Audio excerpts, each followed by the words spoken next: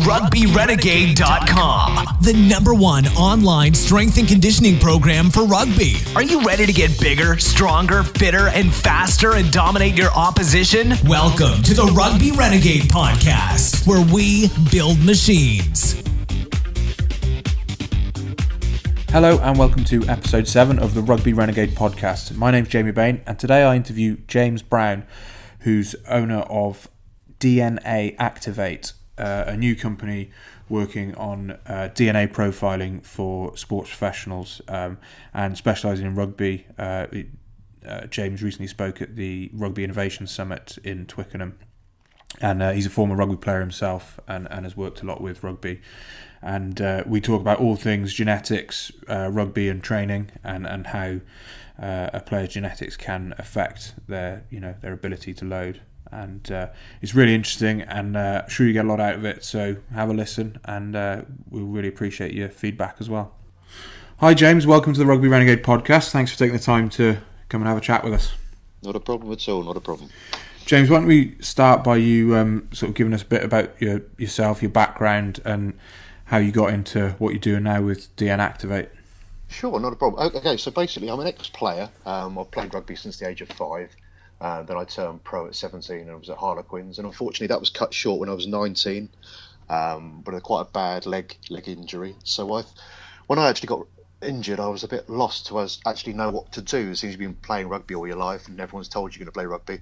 I didn't really have a backup plan. So I thought, well, seeing as I'm spending most of my time in the gym, I might as well get qualified, and ended up being a personal trainer and from there a nutritionist, strength and conditioning coach. So for the last 15 years, there or thereabouts, I've been doing training and strength and conditioning and nutritional advice to various athletes in and out of rugby. I've worked in a Mercedes Formula 1, Great Britain powerlifting squad, and a few other teams here and there, and lots of individuals. And from there, getting into genetics, it's never anything that's really interested me, years ago anyway, but 2 of my cousins actually died of cystic fibrosis 5 years ago. So, and knowing everything that I thought I knew about nutrition, and I was a bit lost as to not knowing how to help them, and that got me into genetics, obviously, because they said cystic fibrosis is genetic, yet no one else in the family had it. So I started doing some research, and it's pretty much snowballed from there, really. It turned into a bit of a hobby, turned into a passion, and now it's now it's my career with launching DNA Activate last week at the Rugby Summit. Oh, great! That's a great kind of reason to get involved in something like that, and it's good that you can make a living out of it. And what exactly are the services you provide at the moment? Okay, so what I was looking to do, as injuries such a massive problem in all sports, let alone rugby, my main aim was to look at genes, because one of the testing facility I use, it's more of a holistic view, so making the athlete a lot healthier. If I can get an athlete and a player to recover a lot quicker in between training and playing, and help them avoid injury by knowing certain gene and genetic markers, that was basically my main aim, really, is to make it, not turn people into super athletes. We can do that, I'm sure, in the next couple of years, but just to make athletes a lot healthier, because in my opinion a healthier athlete would be a better performing athlete. Yeah, definitely. So, and how do you kind of go about that when you have a client? Well, why don't we talk about you've worked with England Sevens player Sam Stanley. Do you want to talk about that a bit? Okay, so what happened with Sam? We stumbled across each other back in the early part of 2015, and Sam was a little bit lost, I think, because he kept getting injured. He was only 22, but he kept getting all these reoccurring injuries. Had this surgery and that surgery, and he was coming to the end of his contract with the England Sevens and Saracens. And I said to him, look, I'll quite happily do your diet for him. So I looked at his diet, and one thing I've found with most sportsmen, not just only rugby players, is that most sportsmen are massive undereaters in relation to the amount of output and expenditure that they're hoping their bodies will actually perform for them. So I adjusted his diet just on the interim period, waiting for his DNA results to come back. And then once I got his results back, there are a few things that jumped off the page at me, and I'll just briefly go over them quickly. There's firstly, I looked at his inflammation markers. So basically, your body can produce is inflammation is one or two ways. It's either pro-inflammatory, which is actually going to cause a lot of illness and injury, or anti-inflammatory, and these are secreted in two different ways. So your anti-inflammatory is secreted from skeletal muscle if you go for a nice walk or a gentle swim. But as soon as you push your intensity levels up as to when you're playing or training, it actually turns into a pro-inflammatory, which can lead to a lot of degeneration of tissue, lack of circulation, and eventually illness and injury. So his markers weren't actually that bad, but just around training, you're going to have a lot of players that, if their inflammation markers are slightly quicker, they're pro-inflammatory markers, should I say, and they consume carbohydrates pre and post match, so sports drinks, for instance, or sweets, as a lot of players seem to do. It's the equivalent of pouring petrol on the fire of inflammation. So as much as you think that you're helping your body because you're restoring glycogen and sugar into the muscles, you're actually hindering yourself massively. And there's one gene, or SNP as it's known, that I touched on when I was speaking at the summit last week, which is called IL-6, which is actually named after Arnold Schwarzenegger. It's called the Arnold molecule. Okay. And I know he's that famous. He's got genes named after him now. So the benefit or the negative of this gene is that luckily Arnold had his expressing quite slowly, so it was more anti-inflammatory, so he could get away with training for 3 or 4 hours a day, 5 to 6 hours, 5 to 6 days per week. But the main thing, and this is the critical thing with this gene, is that his gut and digestive inflammation was reduced massively, so he could absorb pretty much everything that he digested. So that's obviously a massive benefit. If you're, after you finish playing and you can absorb most of the nutrients in that meal to help aid recovery, then obviously the chances of you getting injured are dramatically reduced. And I've actually got a really bad copy of IL-6, and it only took me about 10 years to figure this out, and hence lots of injuries as well training. But with the IL-6 variant being expressed strongly as mine is, there's actually a 300% increased chance of getting injured when you're playing or training. So that was one area we looked at with Sam. Briefly, a second point is we've got 2 detoxification pathways to clear all the rubbish out of our system, phase 1 and phase 2.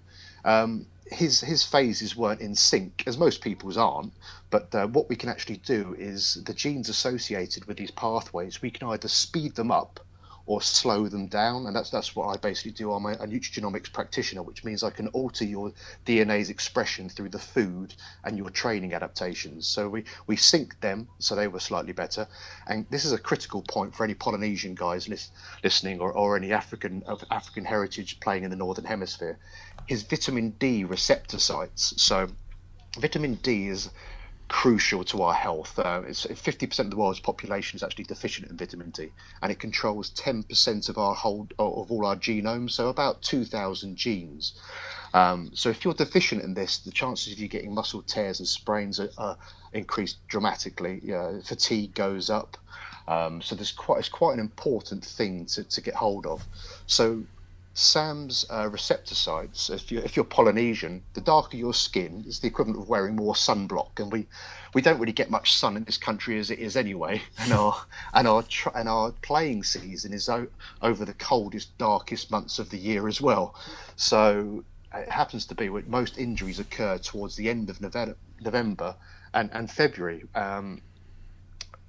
One reason for this is that vitamin D has actually got a half-life of 10 weeks. So whatever your sun was hitting your sun, say the back end of September, is completely out of your system by November. So this is hence why a lot of injuries occur, and it's not so simple as just getting a vitamin D supplement and taking some vitamin D. You've actually got to look at the pathways associated with it. So you need calcium citrate, vitamin K. So and there's another supplement called sulforaphane, which actually helps upregulate your vitamin D receptors. So there's a whole host of ways to actually increase this, because that's a massive thing that not just only Polynesians and African players, everyone needs to sort this out really, especially during the winter months when we normally play. So after this, cut long story short, Sam's had his diet now, and this is the first year in 6 professional playing seasons that Sam hasn't been injured. Yeah, crikey, that's great results. Yeah, I thought so. It's brilliant. I'm really pleased for him. So obviously, us at Rugby Renegade, we're all about the training. Well, mostly about the training. Yeah. So how would you use someone's sort of DNA profile to affect their training? Okay, so coming back onto the inflammatory markers, if you've got if your pro-inflammation inflammatory markers are slightly raised, or the expression's quite fairly quick, then if you're training, as a lot of professional rugby players are, they're doing two sessions a day, maybe their weights in the morning and squad drills, or back in the afternoon for some other drills. If your inflammatory markers are raised and you're training more often and you're not getting the adequate amount of rest and recovery, then it's not a matter of if you get injured, but when you get injured. And not everyone in the squad, or not everyone listening to this, will have raised markers, but about 50% of them will. So it's just knowing I said to Sam, if in between sessions, if you can get a bit of a kip, so 45 minutes to an hour, just to help to reduce the inflammation a little bit, because as soon as you release growth hormone when you're asleep, your inflammation markers come down dramatically. And knowing you can adapt your training. So for myself, when I'm doing any sort of weight training, now knowing after 10 years of trial and error, if I go much over an hour and 15, and I start hitting my adrenal glands and my central nervous system, then it's actually counterproductive for me. So any weight sessions or drills that I need to be doing, I need to keep them very short in duration, and that actually works a lot better for me. So any weight sessions or any strength and conditioning sessions that you need to do needs to be very focused and limited on time if you've got this inflammation marker, though. Yeah. So I'm going to kind of play devil's advocate a bit here. Yeah. Now, obviously, working with rugby players, we know we need them to be strong, explosive, and be able to repeat that. Sure. And now, say you got a genetic profile where you're slow twitch. Yeah. Like I've heard things in the past where people have said, I tested an athlete who was slow twitch, so I told them to, try a different sport, so to speak. I think it was a canoer who was training to be a sprint canoeist, and he came out as really slow twitch, so his coach said, we'll go into the longer distance ones. Now with rugby, obviously it's not that cut and dry. It's not, like I'm still going to try and train them to get more explosive. Of course, yeah. So how do we use the sort of genetic testing to change the training differently, other than to change sport? Okay. Well, your muscle fibers, you can't really. Once you've got them. I mean, you can change a slow twitch to a slightly faster slow twitch, but obviously you can never make it switch over to a completely fast twitch. So it's knowing what you've got and trying to work with it the best you can, really. The other angle that I come at it from is there's genes that we test for blood vessel health and elasticity. And there's a gene panel I'm actually testing for at the moment, and it's still under trial. That actually, when you change the adaptations or you optimize these genes, you can increase your sprint by a meter, which is obviously massive on the sports world. Yeah. So it's a bit of a tricky one, really, because if you come back and you've got a majority of slow twitch fibers, then you're going to know this from a young age. Really, you're never going to turn. There's an old saying: you're never going to turn a slow kid into a fast kid. So it's a bit of a tricky one, because you can't. I think you kind of touched it in your previous answer, where it's more about, I guess, what volume they can sorry, getting a bit mixed up here. What volume they can tolerate before they're at risk of injury, or they're going to struggle to adapt to and recover from. Of course, and is there any genetic things on like frequency of training or anything, of what people can tolerate? Is there any sort of indicator of that? It will come back. I mean, the gene panels that I test for, again, like I've mentioned inflammation already. The main one with that is, coming back to inflammation again, it just gives you an idea of how often you can beast the athlete before it starts becoming detrimental. Because obviously, well, with slow twitch muscle fibers, they can withstand a bit more duration. Whereas, and I'll just briefly go off, not on a tangent, a little bit. I spoke about basically West Coast African athletes and why they're so much faster than everyone else on the planet. And they've sort of undercovered this, is to do with the malaria trait and malaria sickle cell. The sickle cell sickles when you get bitten by a mosquito to protect the host. But the adaptations of this is basically from thousands and thousands of years. There's been less hemoglobin in the blood, so less oxygen. So the slow twitch fibers have switched over to fast and super fast twitch. Hence why West Africans and Jamaicans of West African heritage seem to be faster than everyone else. The byproduct of this is that when you've got super fast twitch and fast twitch fibers, you can train like a beast. But the problem is the frequency of it. So Usain Bolt, when he was 15, was winning absolutely everything, as we all know. So they thought, do you know what? If we train him more, then he's going to be even better. But it actually went the opposite way. They trained him more, and he was continuously injured for the next 5 years. So he's gone back to doing his usual balancing cones on his head and eating chicken nuggets, and now he can win everything. So it's just knowing you're trying. I mean, basically with the genetic testing, it just gives strength and conditioning coaches like yourself and nutritionists that next level of information, and a few things that are missing, just to help the player, as I said before, to avoid getting injured, because that's my main aim with this, is just to avoid injury for clubs and players. Yeah, and it also sounds like when you were talking about the importance of recovery, it might highlight to you those players who you really need to push that recovery aspect. It's Exactly. not just overtraining, it's under recovering, so you can you can isolate those players and make sure you're getting on top of them, make sure they're getting their extra recovery and things like that. Yeah, because most players that I've spoke to, regardless of not just rugby, they don't seem to think, they don't understand how important sleep actually is, and getting not just a good night's sleep, but if you're meant to be an athlete and you're performing at the highest level, then obviously you need to have a little bit of a rest during the day. You can't just expect to get full recuperation from just 6 to 8 hours at night. But it's just, I think people are just touching on it now, how important the recovery is, and coming from it, because I went into bodybuilding and powerlifting in quite a big way after playing rugby. And obviously a bodybuilder, if you can get past the little tiny budgie smugglers and the baby oil and stuff, but bodybuilders, the one thing that they really know is their bodies and their food and their rest and recovery. So if you could pick up those principles and drop them into the mindset of a rugby player, then you're going to get a super athlete, because their training is going to be on point. Rugby players, in my experience, mentality and professionalism is on point. So then they're just, the main thing that's still not being looked at in as much depth as I'd like is their nutrition and their recovery, because they seem to think, okay, if I have a couple of chicken breasts, a little bit of rice, a little bit of broccoli, that'll do me. A little bit of water, maybe a multi-mineral, some creatine, maybe a whey protein shake here and there. But they need to look at it a little bit more depth than that, because it's obviously a little bit more detailed than that. Yeah, definitely. So, I mean, we're touching on nutrition now. How much do you, obviously you said with Sam, you gave him a nutritional program which was in sync with his training. Can you talk a little bit about that? Yeah, sure. I mean, the main thing that I found with Sam is he wasn't eating enough. Even though Sam isn't a massive guy, he's about 87 kilos, but still, when you're a rugby player and you're performing twice a day, maybe with training, and then at the weekend, you've got to really think about increasing not just the quantity of your food, but the quality of your food. And the main thing also is getting, because this is really underlooked by a lot of most players, is getting the right amount of micronutrients in, so your vitamins, your minerals, and your essential fatty acids.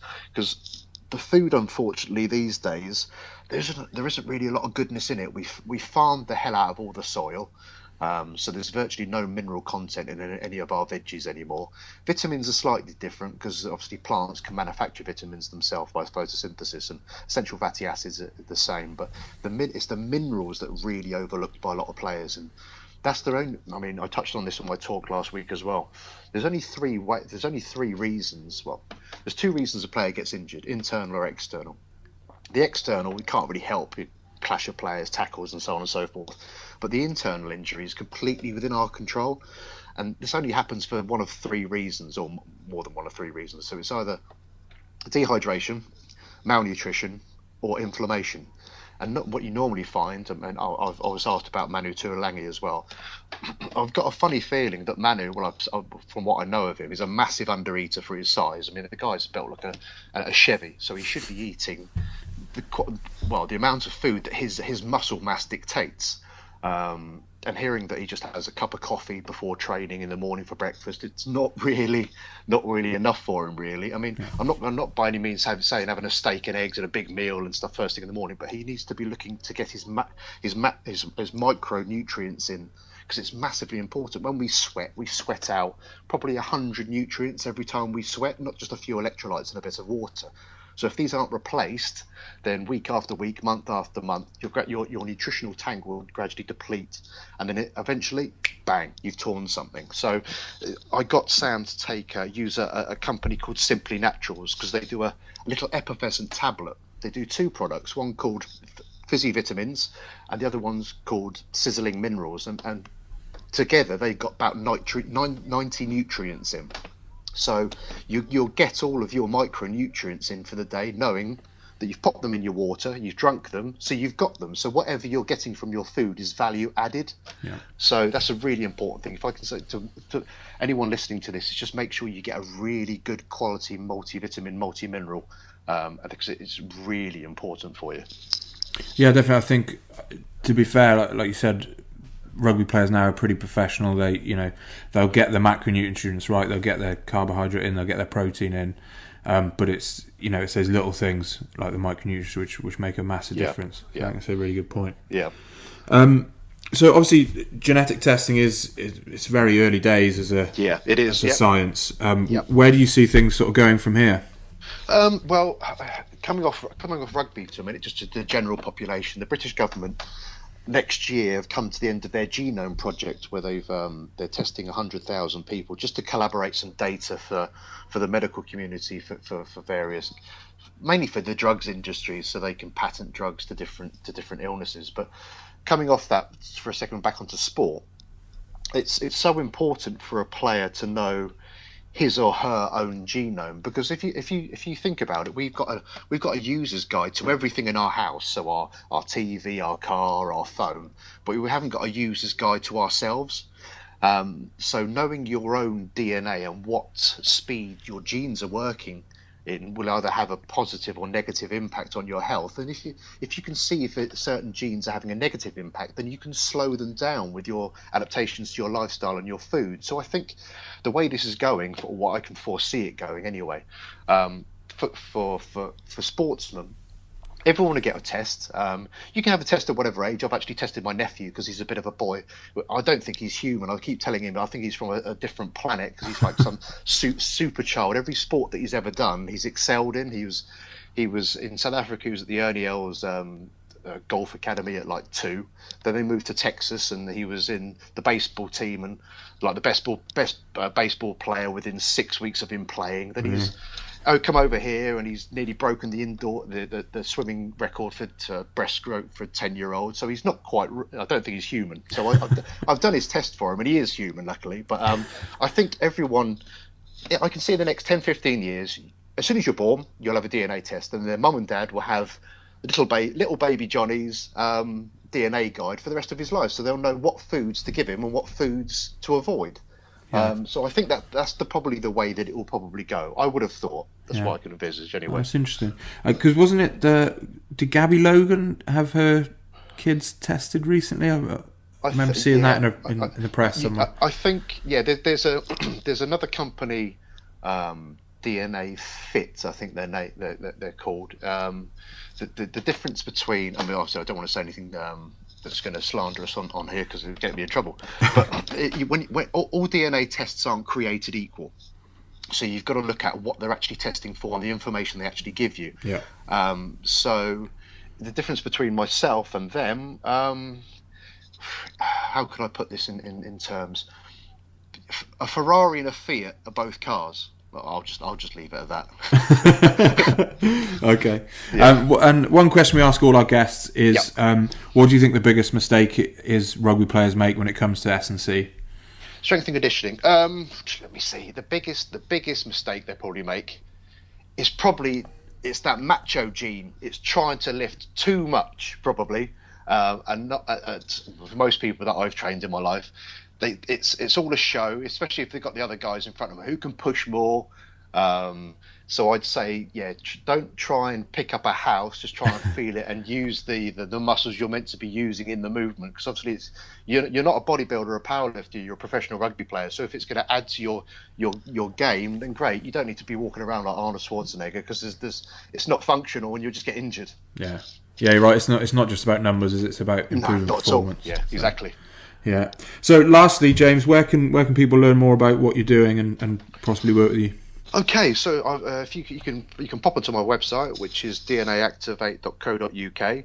I'm going to be in a few magazines over the next couple of months, hopefully. But otherwise, people can contact me there. I've got a page on LinkedIn that people can contact me through as well. So yeah, it's exciting times ahead. Actually, I've got quite a lot of interest from various clubs, and not just in rugby. There's a few NBA basketball teams that I'm going to be having a chat with as well. So it's quite I hope it's going to be quite an enjoyable next couple of months, and year, hopefully, after the last 6 to 8 months of strife and trying to get everything organised, and we're finally there, hopefully. That's great. Well, I'm sure you'll do well, and hopefully we'll hear from you in the future. But thanks for taking the time to have a chat with us and tell us all about the work you're doing with genetics. Lovely. Thanks very much, Jamie. Thank you. Cheers, James. Thanks, mate. So there you go, a bit different to our usual podcasts, but I think it's a really interesting subject, genetics, and it's interesting to see the work that James has been doing with DNA Activate, and great results for Sam Stanley. And I'm sure we're going to hear more and more as the science gets more and more in depth into genetics. So of course there'll be a link down below for you to check out all the work James is doing at DNA Activate. Highly recommend you check it out, and of course keep checking out the website. More articles coming, more ebooks. Check those out. If you can't commit to the online subscription, an ebook gives you just as good training programs, and then just keep interacting with us on social media, Facebook, Twitter, Instagram, and of course subscribe to the podcast. Make sure you subscribe, you don't miss out on any of the good ones that are coming up. iTunes, Stitcher or SoundCloud, whichever one you use, and of course give us a good review, and we'll be seeing you soon. Thanks for listening to the Rugby Renegade Podcast. For more quality rugby strength and conditioning information, check us out at rugbyrenegade.com. Rugby Renegade, building machines.